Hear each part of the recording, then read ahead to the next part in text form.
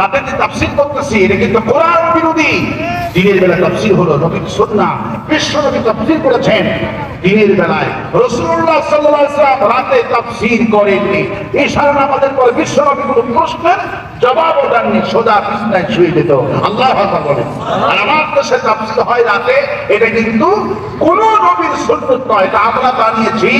আস্তে আস্তে আমি আলেমদের বলবো, যত আলেম এখানে আছে, ইমাম আছে, আপনারা যদি উদ্যোক্তা নেন, সকাল 10টা থেকে মাহফিল শুরু হয়ে যাবে।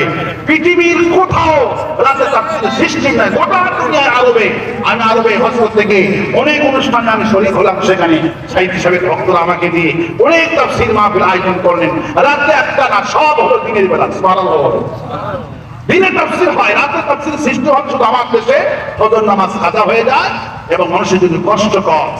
আমি আজকে তাফসীর মাহফিল কমিটিকে ধন্যবাদ দিচ্ছি, যা তাফসীর যারা করেন। দিনের বেলায় তাফসীর করা হলো আল্লাহ পাকের ওয়াদা, রাসূলের সুন্নাহ। রাতে কোন নবী তাফসীর করেননি।